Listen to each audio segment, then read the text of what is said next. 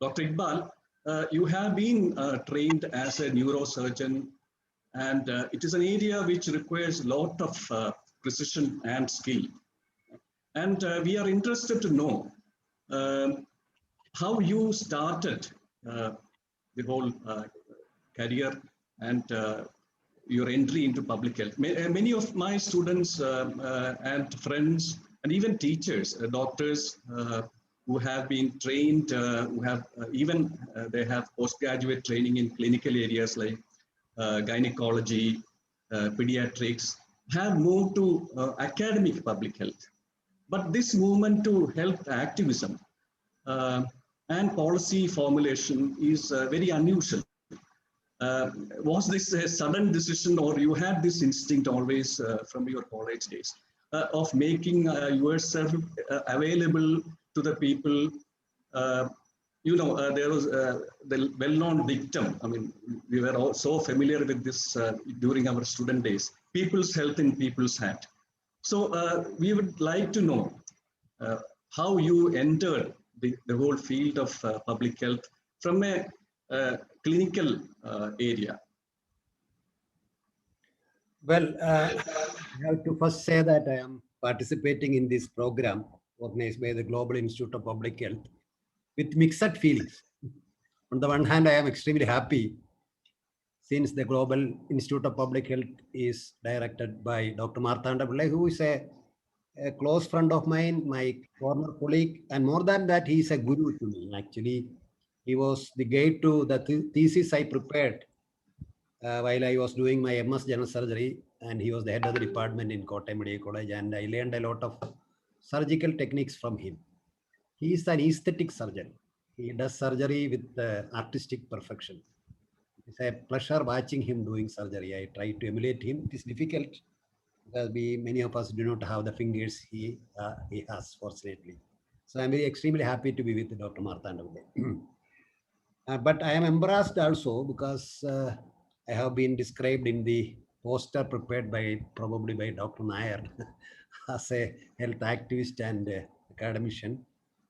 And you are asking very embarrassing questions to me. Well, now, and then when you are to talk about this from a biographical point of view, you will have to stand from without. You will have to move out of yourself and then take an objective look at yourself. It is very extremely difficult to do.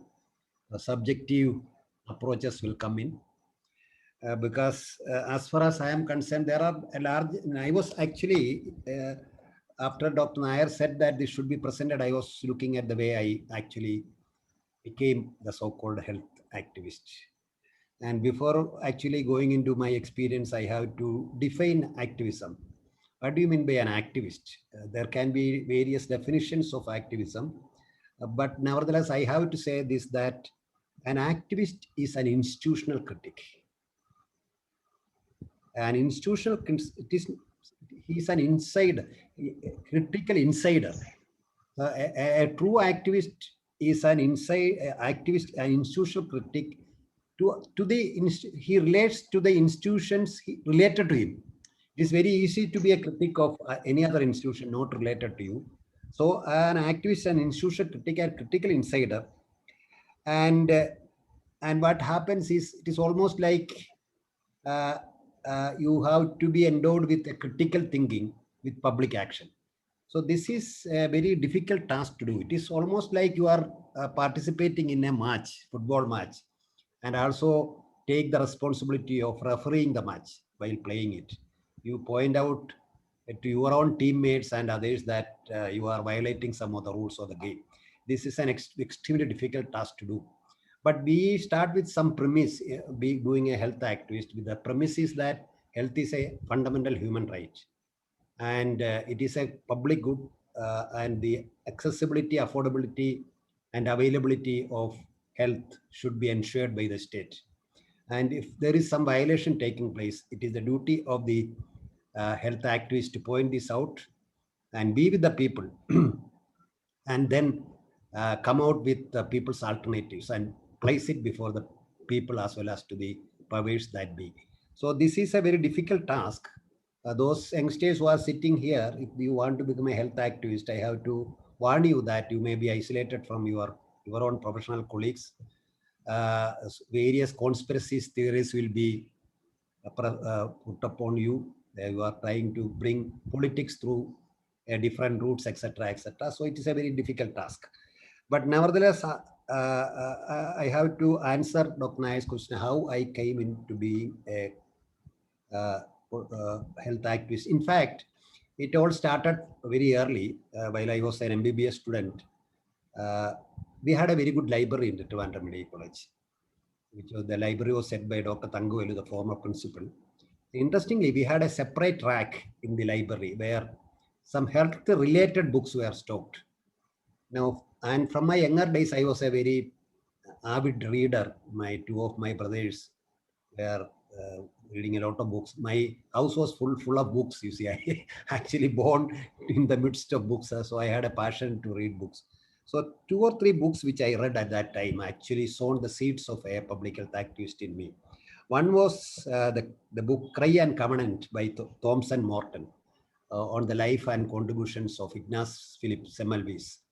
And you know that Hungarian doctor, a marcher, what he said was that to prevent puerperal fever, doctors have to wash their hands. As simple as that. Now we are advocating repeated hand washing in COVID. Nobody remembers about Ignaz Philipp Semmelweis, who actually first taught us that we should wash our hands. He did not know anything about microbes that cause infections at that time. Well, but then he was ostracized, he was put into jail, and he died there due to an infection. This moved me a lot. And also I read about Norman Bethune, The Scalpel and the Sword by Ted Allen at that time. He was a surgeon. He was a political surgeon. And you know that he fought against fascists in Spanish Civil War, but also contributed to various surgical techniques he developed during this wartime, and ambulance service, blood transfusion, etc. And he later went to China and joined the Chinese Revolution also. So Norman Bethune influenced me a lot. Now, another novel which I read at that time is very relevant today is the novel by this Plague, the novel Plague, Albert Camus by Plague, which actually was the incidence of plague in the French city in Algeria, Oran city. Even simply as a public health, I mean, purely from a public health point of view, that book can be read. But actually, Camus was using this as a allegory of French occupation by Nazis, fascist forces. So that was where I started. Then I completed my MBBS. Actually, I first joined as a tutor in anatomy, then moved on to pathology. And in pathology, I came across with Rodolphe Fourcault.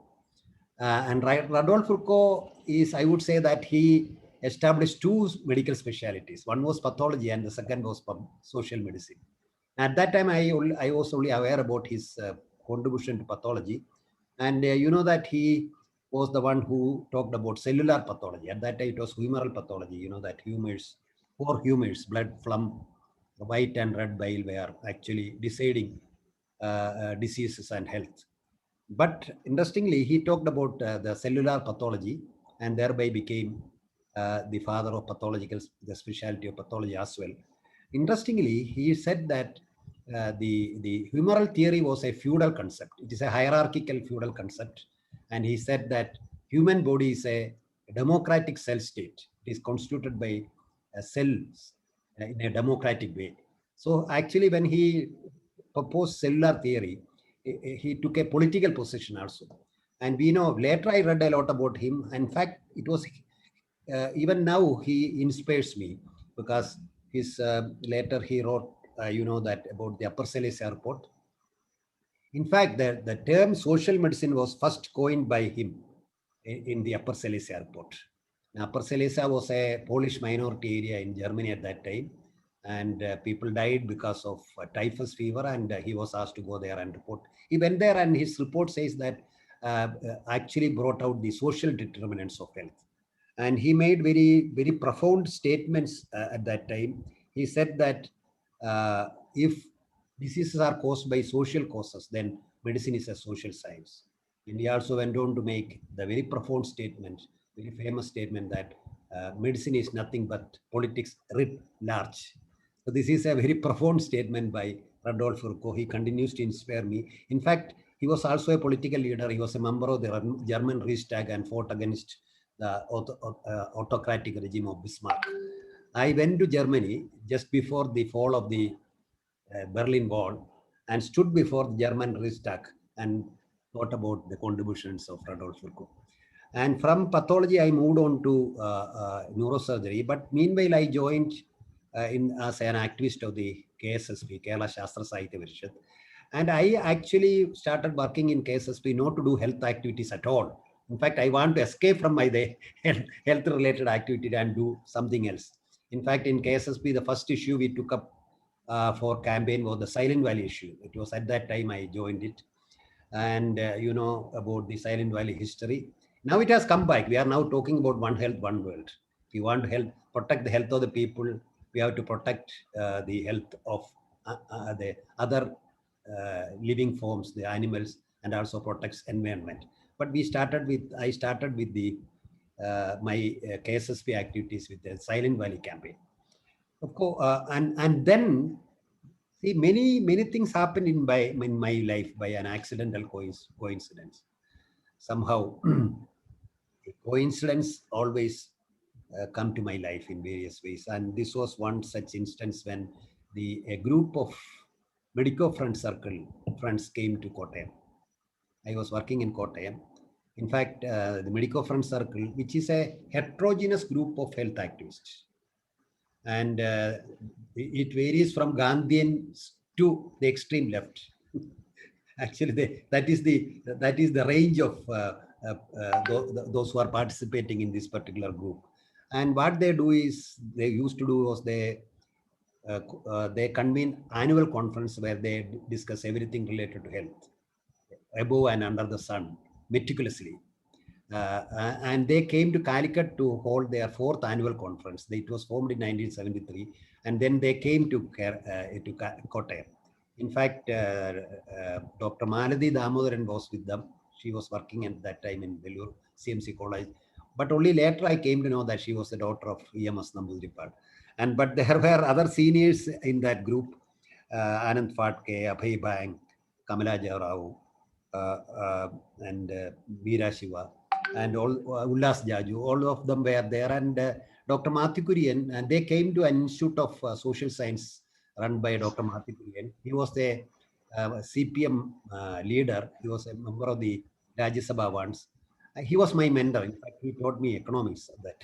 We both, and I learned a lot of economics from him, political economy of Indian state, and he groomed me to take party classes on political economy at that time. So he invited me because he had nothing to do with health. So he asked me to join this group. Now, when they had a discussion at night and I was taken aback, I did not understand anything what they were talking about. It was almost like a Greek and Latin to me, as the phrase goes. They were talking about Ivan Illich. They were talking about so many issues which I could not understand at that time. So Ivan Illich, the iatrogenesis, social iatrogenesis, clinical iatrogenesis, cultural iatrogenesis, etc. was, and then I started reading about his book, The Medical Nemesis, or Limits to Medicine. The first sentence itself is that the greatest threat to human health is the medical establishment. That is how that book starts. So then, and also they were discussing about the Indian public health system, how it is far away from the reality of the Indian situation, etc., etc. And I read their book. The book they published at that time was called In Search of Diagnosis. In search of diagnosis, in search of diagnosing the illness affecting the public health of India. That is it. So they were asking questions. In KSSB at that time, we were doing simple public health messages to the people, health messages only. But they were asking the question, why people become sick at all? How are they becoming sick? And why are they denied health care? So these are where the questions the MFC groups were asking. So we in KSSB at that time, we are simply spending public health message to the people, nutrition, healthy living, etc. But they were asking, let us ask the question why people fall sick, first of all. And and they talked about health right. They talk about ethical dimensions of healthcare, so on and so forth. This was a great exposure to me to public health activism. If you ask me who actually made me a public health activist, I owe it to the Medico Front Circle group. And of course, I had a very long association with them. And there were not only activists in their group, there were academicians also. I came across with later Dr. N. Chandya, who was a plastic surgeon of great repute. He's no more there. D. Banerjee and Imran Kadir. In fact, I met Imran a few 3 years back in Delhi. Very happy to meet him. So therefore, you see that this encounter with MFC had great impact on KSSB. Completely changed. In fact, at that time, I prepared an equation, health equation. Health is not doctor plus hospitals plus medicine plus surgery. Health is food, nutrition, education, clean water, etc. So such an equation we started preparing. Actually, we are talking about the social dimensions of health, even though we did not say that. And also there were other public health stalwarts who were introduced to me during this time. One was Halben Mahler, who greatly influenced me in my later life. You know that Almata conference was held immediately after this MFC conference in 1978. Since then, I was following what Halben Mahler was thinking. And actually, even though the Almata document was a very few pages, it was a comprehensive health strategy. It was based upon equity, a community participation, empowerment of the people. In fact, it was a comprehensive philosophy for development. So this greatly influenced me, the Almata Declaration, and I followed Halben Mahler, and I was fortunate to meet him in 2000 in Savar, Bangladesh, later. And he died 2018. And one of my dream is that we have to name one well-functioning primary health center after him. We have to name Abdan Naiman because actually his dreams were realized in Kerala. That is what I think. So that was another source of my my inquiry. And you know that what happened to primary healthcare later, it became selective primary healthcare by James Grant of UNICEF. Gobi, they introduced Gobi. Then I read about David Werner's book, Questioning the Solution. I met David Werner again in Savar. And actually what we were moving away from a unifactorial biomedical model to a multifactorial social model of healthcare. So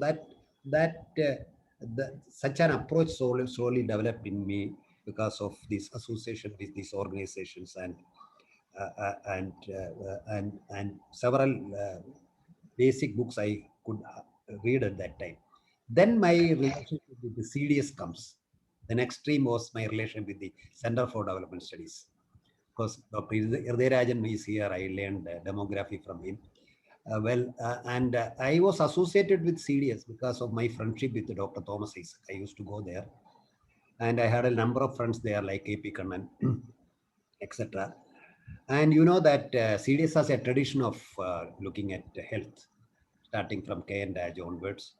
And then T.N. Krishnan, P.G. Panikar, K.P. Kannan, all of them were interested in health, especially Kerala health.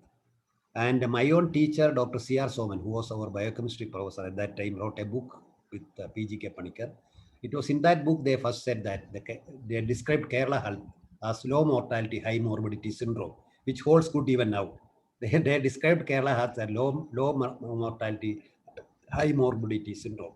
But my association with CDS, most important association was with Dr. I.S. Gulati.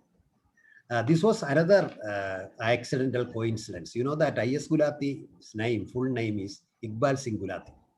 He's also an Iqbal, but the spelling is different. It is called IQBL. I am EKBL. So when I was in the planning board, I used to say that since you have IQ, you became the vice chairman. Since I do not have an IQ, I am only a member of the planning. So the interesting thing was some of the letters, you know that we have a common post office for CDS and Medical College. So some of the letters which were addressed to him which were delivered to me. So then when I opened the letter, I understood that, and it was written in Hindi also. It was not meant for me. So I carried the letter to him in the CDS. You know that he has such a great grace look. So he asked me to sit, young man, because we never sat before our teachers. Dr. Marthanda will the medical college is a very hierarchical system. I never sat before my professor, Dr. Samashivan. For 6 years, I was biopracticing. Not that he said not to sit before him, but we never sit before our professor. But he asked me to sit. That itself was a great, different experience I had there. And through him, actually, he introduced me to a lot of things. The political economy of health. He said that, doctor, you should read. So I became a member of the CDS library. I read a lot about the International Journal of Health Services, Vincent Navarro, Howard Wadskin, and a large number of them. In fact, my reading of Rodolfo Virchow happened there. The Upper Silesia report and all his contributions came there. And mostly I was greatly influenced by Vincent Navarro and Howard Wadskin because they were Marxist critics of Marxist critic of health. And then of course, he was closely following my activities in SSP. That is why in 1996, when the Kerala government decided to implement the decentralized planning, he invited me. At that time, I was the professor at Kottayam Medical College. He said that you should join the planning, but I said I cannot because I am now heading the department. At the best, I can spare 1 day per week for this. So I joined as a part-time member. I still remember an incident. I went to his Ullur house and he was taking me in my car to the planning board. So when I came before the Trivandrum Medical College, he pointed his finger to the medical college and he said that you are coming to the planning board not to improve your department, the neurosurgery department, not even the medical college. You should improve the primary healthcare centers. So that is the message I got. That is exactly what I did during our people's campaign for decentralized planning. We decentralized healthcare. Now, at that time, I read a very important document. I think those youngsters who are sitting here should read that document. It's a 1993 document by WHO. This is on community participation in healthcare.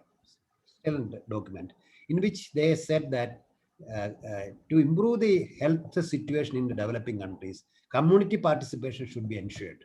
To ensure community participation, you will have to decentralize healthcare in planning, funding, and administration. These three things he said: planning, administration, and funding. This is exactly what we did in decentralized planning. What we did was that we set apart around 25% of the state budget to local bodies, number one. Number two, the planning also was decentralized. They can decide how to spend the money. Each panchayat can decide how to spend their money, and administration also was decentralized because up to district hospitals were transferred to the local self-government institutions. So this was my second stream of them. And then another accident happened, which actually skyrocketed me to the global situation. This happened in 1982 when there was a Consumer Association of Penang, an organization in Penang, Malaysia, which was, of course, the president was Muhammad Idris, and the secretary was Rajendran. We called him Rajan. He was from Kerala.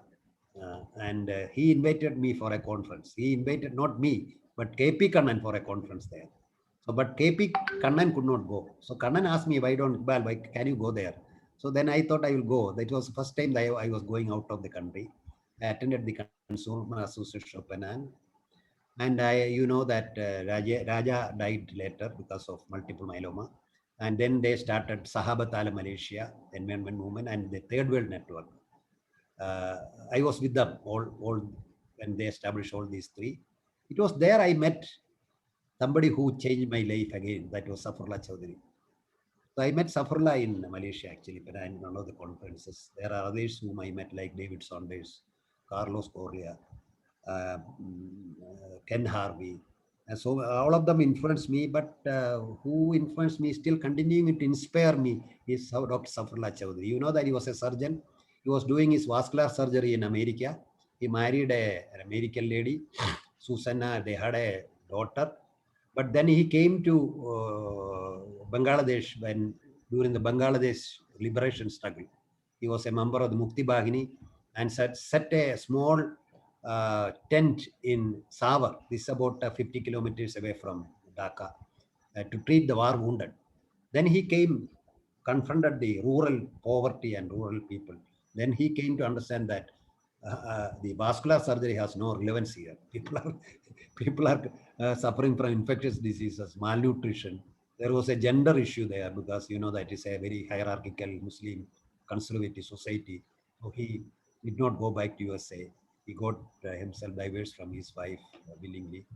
And one paper which he published at that time influenced us all, which is called the Paramedics of Savar. This is called Paramedics of Savar. The youngsters who are sitting here should read this. What he did was that he understood that it was not possible to have specialists there. So he trained the paramedics to do surgery. So there was a big controversy among the medical profession at that time. So he made them competent enough to do appendicectomy and various types of surgical techniques. And he also proved that the infection rates and results were good of his paramedics than the qualified doctors. So that was a very controversial paper he actually published. But later he established his medical college there. He established pharmaceutical industry. I was with him always. He is now undergoing dialysis, and in between he had a COVID and he was ventilated, but he escaped from that. So recently, about 2 weeks back, I was attending a webinar organized by the Health Action International, where he was there. In fact, as soon as this crisis is over, I will go to Savar and meet him. In fact, Savar, Bangladesh has become almost a second home to me. I visited that center several times. Then, of course, you want to ask me something? So slowly, I was in the making of a health activist, and therefore I will come to the Kerala situation later. You know that Medical Front Circle was a group of various organizations, and at one stage we thought that we should form a national network of health activists, and that is how Janaswastha Abhiyan was formed in 2000. And I was the national convener for several years. And then we moved to Savar and organized the People's Health Assembly there, and where Halden Maller was there, David Werner was there, and I was also associated with, continued to be associated with the People's Health Movement at the global level. So there I met a lot of the number of these, most of these health activists at the global level. And then came, and Dr. Nair was asking me about this drug movement. This drug movement of the 1980s was a very significant event, even at the global level. Now, what was happening at that time was that from the developed countries, especially from the United States of America and other developed countries, especially UK and all, outdated technologies and dangerous products, maybe fertilizer, maybe drugs, were marketed to third world countries. It was called it was called at that time neocolonization, neocolonialism, because the old type of colonialism is over, but they are now actually trying to dump these products into the third world countries. So big movement came, and one of the movement was related to drugs. Large number of books were published.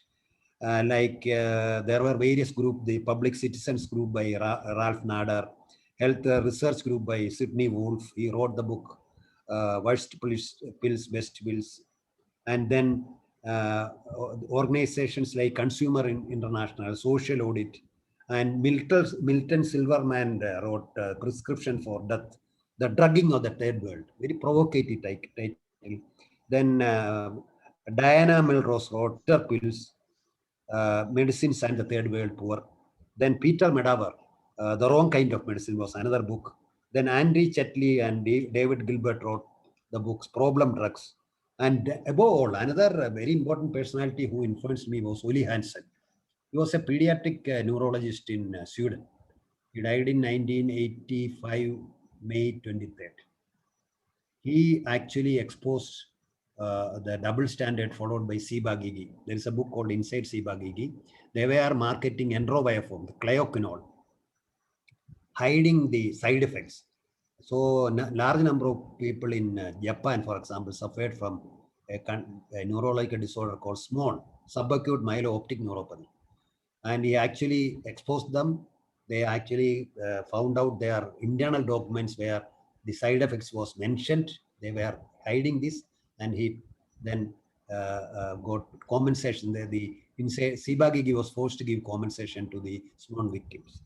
And he died, Ole Hansen died. And then this movement started in India. And actually, one of the memorable events in my life again was the meeting we held in Wardha, Gandhi's ashram.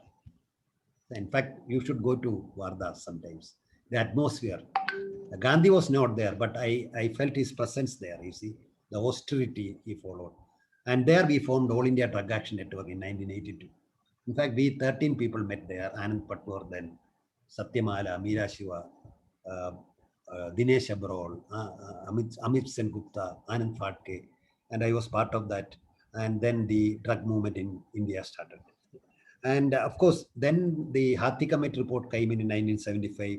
The government was forced to ban all these dangerous drugs, but the brand names were not published. So the health activists actually started publishing the brand names, warning the people that these are the drugs that should not be used. And Meera Shiva and Vishwas Rane wrote the book, Banned and Bannable Drugs. It was called BBD. Then I wrote the book in Kerala at that time. But Safarla Chowdhury told me one thing. Iqbal, we should also mention about essential drugs. Don't say drugs are, otherwise people will think the modern medicine are dangerous. So when I wrote my book, I titled it Nirodhicha Marunnugal, Nirodhikenda Marunnugal, Avashya Marunnugal. That was the title of my book. Banned drugs, bannable drugs, and essential drugs. This was a publication history in Kerala. This was published in 1986. 35 years have happened. On May 23rd, the first death anniversary of Ole Hansen. And Meera's book was published in English. They printed by BI, All India Health Association India. They printed about 2,000 copies. Probably 500 copies were told. My book, in the first year itself, was sold 40,000 copies in Kerala itself, and it was translated into 7 Indian languages. That was a publication history. And then by that time, see, when you work in KSSP, we'll have to do 3 things. And all these 3 things were, I mean, I am not very much used to it. So I can sit in a room and read a lot. But I can, of course, I am interested in music also. I can play tabla, I am act in dramas, etc. But I was not very, I did not have a penchant to do organizational work, etc. But then I was trained. You will have to do organizational work. Now, secondly, you will have to communicate with the people. It was called classes. In Parishasti, we not taught we are giving a lecture. You are doing a class. So large number of classes you have to take. Mostly held in rural libraries. There are 7,000 rural libraries in Kerala. So I moved from one library to another and started talking to the people. They will ask questions. And you develop a language which are very conducive to communication with the people. And at that time, when you go to somewhere and make a lecture, they will send a card. It was postcard. They will send commenting on what you have said. Say, for example, in somewhere I talked about something about brain. I was talking about brain since I was in the neurosurgery. So the card received next day was that, Doctor, എന്തിനാണ് മസ്തിഷ്കം എന്ന് പറഞ്ഞത് തലച്ചോർ എന്ന് പറഞ്ഞാൽ പോരെ? So they were asking, why should you use മസ്തിഷ്കം? Why not use the term തലച്ചോർ, a simpler term? So you develop this. You can communicate with the people. This is very important. See, I am not a speaker. I am not an orator. But I can communicate. The KSSP trained me to communicate with people. You know, heart type of people, and you learn from the people. You see that attitude. And thirdly, you have to write. I had absolutely no penchant for writing. I abhor writing. It was very difficult for me to write. But then they said, you are talking a lot about dangerous drugs. You write a book. That is how I wrote the book in 1986. By now, I have written about 25 books. The last book was published 3 days back. It was a book on Orthus malabaricus for children. So all these qualities I actually got from because of my activities in public health. Now, another major... Yeah, I think it's indeed, very rich experience. A lot of people, institutions, situations, and exposures shaped your thinking. I mean, I understand. Now, I think you mentioned about, you made my task very simple. Certainly, I think a lot of people were involved in shaping a Kerala discourse. I mean, you mentioned about K.N. Raj, P.G.K. Panikkar, C.R. Soman, Gulati, and many others, I think, and they created this so-called Kerala discourse. Now, is there any possibility of, and do you think there is any possibility to bring back such richness? I mean, evidence-based or whatever. I mean, that than an eminence-based approach as it has been followed in the present public health scenario. I mean, there is no kind of favor for studies or evidence rather than some people taking decisions. When how we should proceed in the present context? Can we bring the richness back? Now, of course, the CDS was the leading institution that were indulging in the Kerala development discourse. KP Kannan, K.N. Raj, everybody. And the KSSB at that time published a book called Kerala Wealth of Kerala, Keralathinte Sampath.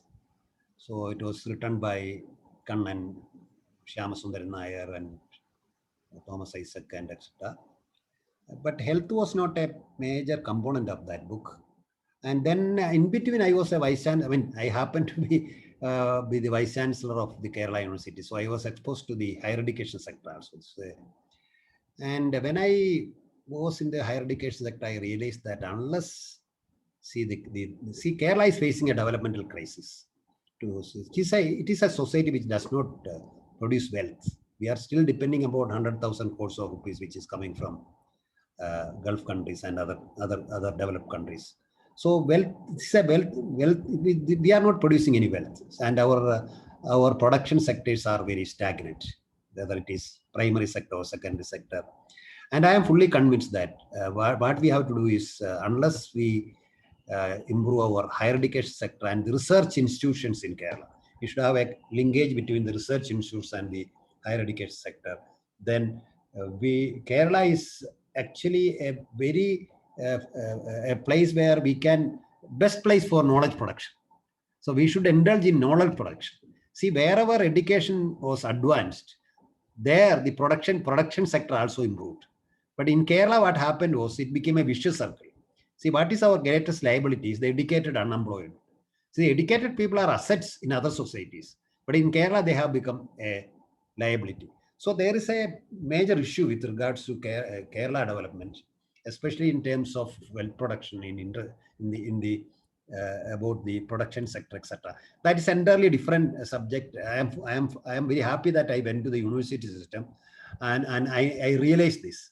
And one of my critique of the CDS model of Kerala development studies is that they never give importance to higher education sector and the research institutes. And science and technology is very much there, because mostly it was written by economists and social scientists. So they never looked into the science and technology aspects of Kerala development. So that's a different subject. Let it be there.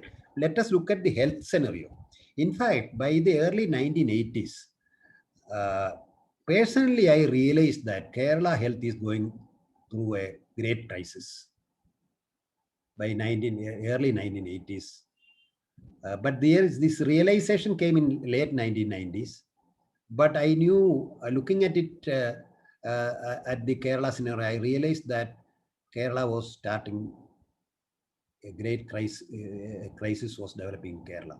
Because at that time, everybody was talking about the Kerala model of health. Because if you look at Kerala, the Human Development Index as the best in the developing part of the world. We can be compared to Sri Lanka. Or, in fact, when I attended a conference in Cape Town, where David Sanders was making a presentation. So he was, his slide showed, it was projected, it showed that the best health in the developing part of the world are Sri Lanka, Costa Rica, Nicaragua, and Kerala. He did not mention that Kerala is a state of India. So almost like a country within a country. So this is very well said. Our educational status is very high. Infant mortality rate is low. Maternal mortality is low. Longevity is very high. These are all facts. But we were developing crisis. Kerala has become a high morbid state. Not only non-communicable diseases, the communicable diseases are also rampant in Kerala. And when the morbidity increased, our public health system was stagnant. They could not manage this increasing morbid community. So in that space, the private sector came in a big way. So actually, the Kerala health also get privatized at some stage. Now, when I completed my training in Trivandrum Medical in 1971, I am sure that Marthanda will also agrees with me. There was one private hospital in Kerala. That was in Shastamangalam. There was one philanthropic private hospital. But later, now you know that in Trivandrum, how many private hospitals are there? Everywhere, it is almost filled with hospitals everywhere. And so what happened was that at that time, I felt that we have to make a Kerala study of what is happening in Kerala. And that is how KSSP initiated a Kerala health study. And the first study was done by KSSP. And we found that, to our horror, that only 28% of the people are utilizing the public health system in Kerala. Not because they are averse to going to public sector. There was nothing there. The primary health center, no medicines were there. The health services institution from district hospital down were totally neglected. So I wrote at that time a paper which was titled Kerala Model of Health from Success to Crisis. In fact, I presented the paper in Cape Town. In fact, David Saunders and Don Saunders invited me to make a presentation of Kerala Model of Health. But my paper was titled Kerala Model of Health from Success to Crisis.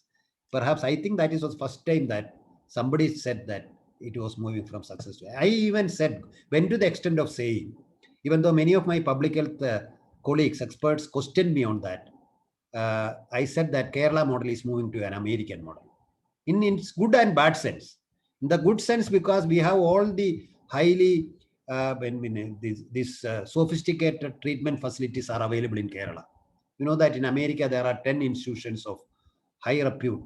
If you take 10 best public health institutions in Kerala, India, in the world, 9 of them are in USA. I have visited all of them, John Hopkins and all, Mayo Clinic and all of them. Similarly, in Kerala also we have these private hospitals and some of the medical colleges where you get high quality care. But as in America, 30 million people are denied healthcare. That is a problem. That is why they are tried Obamacare and all those things. In Kerala also, I was saying that as things are going, a certain percentage of the people will be denied, are being denied healthcare, because healthcare cost was highest in Kerala. Both the public and private expenditure, out of the pocket expenditure, was the highest in Kerala. So when I said that Kerala is moving to American model, Dr. Amangutti asked me, what is your reference? So I told him that I am my reference. I think now they have also started using this American model hypothesis. So this is what has happened in Kerala. And therefore, and also to get rid of this, one of the prescription was decentralization of healthcare. And now things are changing. In 2006 government, 2005, 2016 government. Now, as a patient, I can tell you something. As a patient, not as a doctor. In 2008, just in front of the Alleppey Medical College, I had a very severe heart attack. I almost died. I had near-death experience. I was taken to the medical college. There was nothing there. Fortunately, I was just before in front of the medical college. So they thrombolized me. They gave the thrombolysis, which is to be given within half an hour of heart attack. And I was taken to Pushpagiri Medical College, where I was subjected to rescue angioplasty by Dr. Deepak Davidson, who was an expert in this. And I had a heart block, and then they did defibrillator 4 times. You do not know what you feel. 1,000 suns will be scattered in your brain. All the vices I have been done earlier and likely to do in future were taken care of by that. I am sure that I may go to heaven. So that was that situation. But now, in all medical colleges, we have got angioplasty and bypass facilities. Cath lab is there. Even in 4 district hospitals, it is there. And I will also narrate another of my experience as a patient, just to impress upon you the change that has happened in the public sector in Kerala. I am a bronchial asthma patient. I have a family history of asthma, and my sister is asthmatic. I am prone to several allergy. And then what happens is when a doctor is a patient, he does not get a proper treatment. I go to my pulmonology friends, they will give me an inhalation, mostly a rational combination of salbutamol and steroid, and I take this. And then as age advances, you get a respiratory infection. Then it produces a morbidity. You become a morbid for 2 or 3 weeks, you know. So this happened in 2000 when I was a vice chancellor. So I met my friend, my classmate, Dr. Parachandran, who was a director of SUT hospital in Pattam at that time. And he said, we have am I taking a lot of time, Dr. Nair? Am I taking a lot? No, I think now Shafi will take over a couple of questions and then Let we will me complete. Let me complete this. Just we'll highlight what is happening here. So I went and I will never forget that doctor. She said, Deepa Das. She taught me the pathology of bronchial asthma. And I was taken to the casualty and I was nebulized. I was seeing nebulization for the first time in 2000 where I was vice. Now nebulization is being done in primary health centers. So that is a sea of change that has happened in Kerala. Now, more than 50% of the people are utilizing our public health system. Our aim is to make it to 60%. So I will stop here. Sorry, I was taken. I warned you initially that there is likelihood of a subjective indulgence in one's experience. I was carried over by my experience, but it gives you some information about the situation in Kerala. Excellent. I think, yeah. No, thanks, Dr. Iqbal. In fact, it was like really good for the youngsters. I'm sure who are watching this program to understand how a public health specialist, an expert in a public health, or a person who wants to learn and advance public health, has to get trained in multiple disciplines, and the lived experiences that you just mentioned. It is really, I'm sure it is very helpful for the upcoming public health enthusiasts. My question is, like, when you mentioned about being a critical insider, as a health activist, I'm just like would like to draw your attention on a couple of things. One, when we said about the Kerala model of health, it's up, the up and down time period, and then the changes that we have seen in the healthcare delivery system.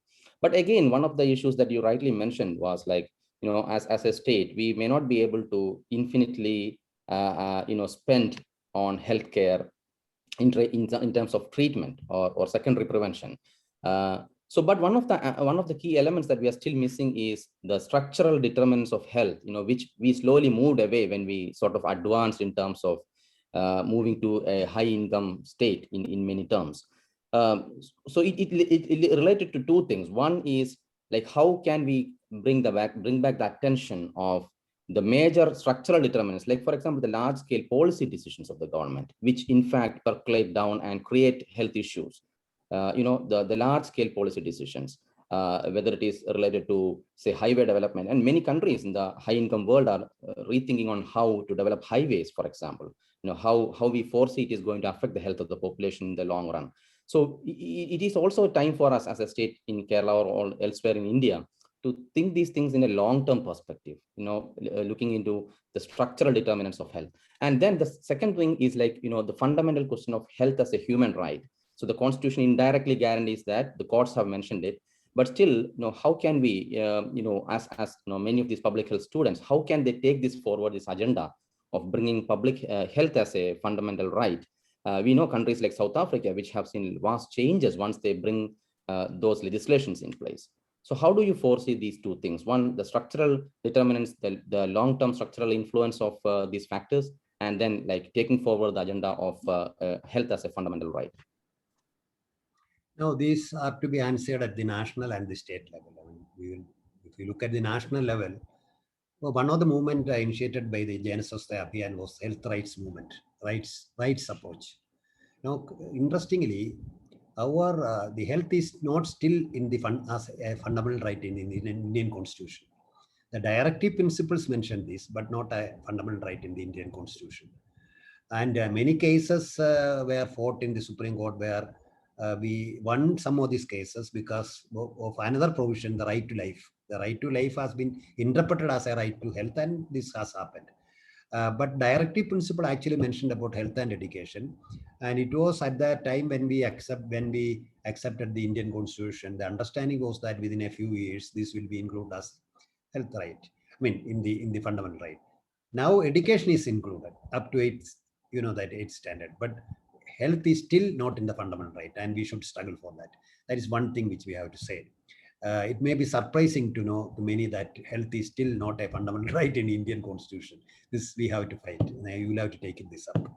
Well, now secondly, coming to Kerala, see, when I said that this morbidity was increasing, and naturally, because of the demand, our approach mostly was on curative care. In curative care, in fact, we have established dialysis unit up to the taluk hospitals. I told you that we have established the cath lab in even up to the district hospital they are going to establish. So all this curative care is taken care of. But the problem is that we have to now take a public health approach. Now, I think the solution for all these issues is we have to take a public health approach, the social determinants approach. Now, if you can control two diseases in Kerala, hypertension and diabetes, the morbidity will come down. Now, I told you that, see, if you go to our primary health centers, you will be surprised that all essential drugs are stocked there. There is an NCD clinic. There is a SHWAS clinic for COPD alone. There is an ASHWAS OPD for mental depressive illness, etc., etc. And you give, usually OP treatment, you give medicines for 1 week. For NCD, you give for 1 month. Okay. But Dr. Thangappan has made a study and it shows that only 15% of those with hypertension and diabetes, the disease is controlled in Kerala. So something is going wrong. Either there is lack of compliance, or the other factors like exercise or food habit change are not being followed by the patients. So only 15% control. So you cannot continue like this. You cannot continue with this curative model anymore. We have to move in a public health model. And one good thing that is happening in Kerala is that we have now large number of public health youngsters who are very active and vocal. They are in the mainstream now. Now, earlier, while I was in the Kottayam Medical, I used to go to the, at that time it was called Social and Preventive Medicine Department. I said, I told them the same thing, being influenced by Rador Purko and all. Then I told them youngsters that you should not have an inferiority complex. So one youngster who was doing his MD there stood up and said, I will never forget that. Said that, sir, it is not a complex. We are really inferior. So that has changed. Now, I think two specialities give me a lot of optimism in Kerala. Recently, large number of, they have become vocal. They have become very aggressively vocal. And two specialties are, of course, clinicians already, even before all these technologies came, we had excellent clinicians even earlier, But now, if you look at psychiatry and public health, see, in public health, there should be public, first of all. Without public, there cannot be any public health, So you cannot do public health sitting in a room. See, you have to break your walls and go out and meet the people. Now, fortunately, we have large number of public health experts, trained experts in medical colleges who are moving with the community. You look at Sairupli in Alleppey. You look at Jayashree in Kannur. You look at Indu in Trivandrum. You look at Anish, Jayakrishnan. And even in Achyuta Menon Center, large number of them. See, Biju Soman, Dr. Thangappan, Ramangutti, they all move with the community, see. So in fact, we have an expert committee for COVID management, which I am chairing. We meet every day at 9 p.m. I learn a lot of, it is a learning experience for me. Dr. Raquel Keithonde teach me about epidemiology, which I have not learned so far. Raquel Keithonde, Dr. Anish. They are, in fact, almost by age, almost equal to my son, I am learning from them. So I have a great hope in the public health expertise in Kerala. We have, of course, taken the credibility. The people's faith in public health has been put back. They have the faith. Yeah, So, maybe one related question in that, maybe also, like, because we have limited time, like, because you were the, we can say, the founder of the Kerala Health University, and was the first vice chancellor, and took a lot of effort in bringing multidisciplinary studies into the university. But unfortunately, if we see, even now, there is a over medicalization. Even when the names you mentioned, all of the names are like physicians who got trained in public health. But public health is not just medical experts getting into the discourse, right? So we need to have people from all walks of life, all specialities other than medical doctors getting into the public health. So even our training is very much limited to physicians and medical people in public health. So this is also a fundamental need to shift, that we train others and bring others. Only Ramaguti moved from clinics to public health. All others are public health experts. They are from the very beginning. None of them are clinicians. They are all public health experts. Yeah, but they are all physicians. So we need all like non-physicians to come in, right, into public health and getting trained. Exactly. I think there is a growing awareness that we cannot manage these things by purely from a curative point of view. I think there is a growing awareness. And especially I am viewing this in this COVID period. Even in COVID, what are we advocating? We are advocating ultimately masking, hand washing, and social distancing and vaccination. See, we are not, it is because of the clinical treatment part we are trying to control this infection. And therefore, this is a good learning period for us. And therefore, I have a great hope. Now, I put my faith on these youngsters who are, Shafi, you are one of them. So these youngsters, earlier you might have gone for some obscure super specialties with your competency, but you have chosen this path. So there are several such people in and around. So I am very hopeful. And the other group which I am very happy to say about psychiatrists. In the psychiatry in my period was actually run by a group of mafia people. But now I am sorry to say this, but now there are youngsters, very dynamic people who are looking at them, because our mental health is also very poor. You should understand that the mental health of, see, all these what is social evils which we hear now these days about, these are because of the poor mental health status of Keralites. So therefore, I also think, Shafi, that if you give weightage to such things, the Kerala's ranking may come down. Yeah, of course. I very firmly believe that. I do not want to say this publicly, but we may come. I have looked into some of the statistics, not comparing with the developed countries like the developing part of the world, which we are comparing with Sri Lanka. Even Bangladesh is improving tremendously these days in health. So therefore, I think the public health approach is the solution, that I am fully convinced. Now, finally, I want to tell you where we are standing now. We are now campaigning on One Health, One World concept, that we should protect the health of the human being. We have to, because all these are zoonotic diseases, so we should not encroach upon the ecology. So we are now talking about One Health, One World concept. We are talking about the social determinants of health in a big way. I think 2008 is a watershed year, because the WHO published the social determinants of health report in 2008. In 2008, they also published primary health care, more relevant now, or that is a byline of that statement. More than ever, that is the title. Yeah. And in 2008 March, I think the 150th anniversary of the publication of Upper Selisa report. And I'm very sorry to say that none of the public health department actually celebrated that period. And then there is another issue I am also now entered into in between, which I should mention, is the free software movement.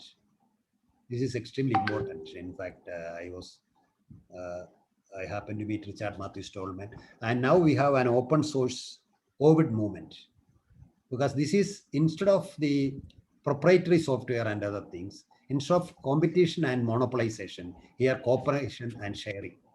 So I am also part in this movement, open source movement, where they are trying to develop open source drugs, vaccines, etc. by cooperation and sharing. There was an open source drug discovery also. I request some of the youngsters who are sitting here should look at the open source movement and its importance in healthcare. So this is where we are now. One word, one health, social determinants of health, universal healthcare, health right, open source movement. That is where now currently. All these are public health, actually. Well, I think you covered a lot of ground. I mean, this is a final question. I mean, this is not a cliched question. I think now many people asked me also. I mean, you are aware of most of the channels are full of COVID discussions and all that. What is the future? I mean, a lot of people ask me. I mean, not people on the street. I mean, people not public health or doctors. From a philosophical as well as from a medical health point of view, and the society at large, what will happen now? To COVID. Yes. Interestingly, when COVID came, I realized that I know very little about pandemics. If you look at pandemics like plague or smallpox, cholera, we think that we know a lot about it. But we learn it in our student days in MBBS. So I started reading pandemic literature. So I read about 25, 30 books, and I realized that I know very little about it. The social history, the political dimension, social dimension, etc. And I am in the habit of taking notes, whatever I read, and then I thought I will write a book. I am actually almost completed a book on pandemics. It is subtitled Mahamarigal, subtitled History, Science and Survival. Charitram, Shastram, Adijeevanam. So pandemics were there. We were living with pandemics. And I think if you look at some of the earlier pandemics, the COVID is relatively a minor pandemic. You look at, for example, the recent one, the Spanish flu. Spanish flu at that time, the population was 200 crores. It affected 50 crores and death rate was 5 crores. So it is as huge as that.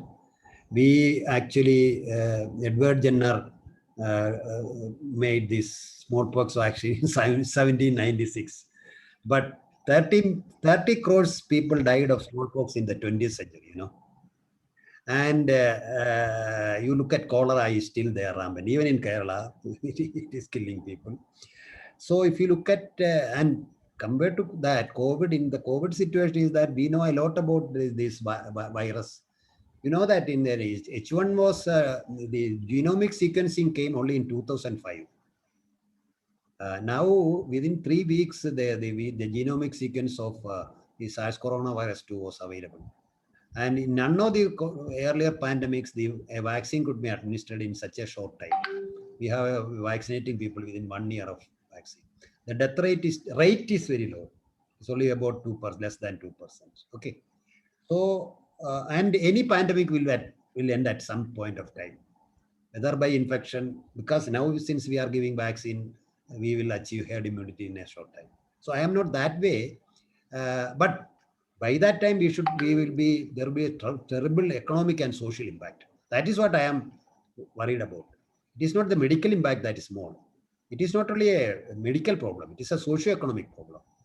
What about the small traders, those who are without, those who are wage earners, etc. What is their life going to be? So it has a very severe socio-economic impact that the government will have to take care of. So I think this will come down. I expect that by the end of this year, probably we will be able to control this. Any pandemic will end at some point of time. We will have to limit the damage caused by the pandemic. So I am not that much afraid of COVID as such. Looking at history. Okay. Thank you so much, Dr. Iqbal, for the excellent interaction. I think I'm sure many people here, I mean, most of them have, they have liked your style of presentation, and it's a different way of presenting your trajectory and how you went through many influences. Even the way you said about reading books, I think this is something which the new generation has to learn, rather than looking into internet and learning things. And we look forward to your support and wish you many years of active involvement in public health. Thank you so much for being here. I mean, Sure, thank you. Just one announcement before we end. Next in the series, we present Padma Vibhushan Professor N.K. Ganguly, eminent medical scientist and former Director General of ICMR, on 29 June, next Tuesday, same time. We welcome you all to this session. Thank you so much for the participation. Thank you, Dr. Iqbal. Wonderful session. I think this is a different way of putting things. I think excellent. Thank you so much, Dr. Iqbal. Marthanda Pillai പിന്നീട് കാണാം കേട്ടോ. I will come to your. Shafi, when you come to Kerala, please. Sure, Hold. sure. Thank you. I will meet you later. Yeah. Thank you so much. Yeah.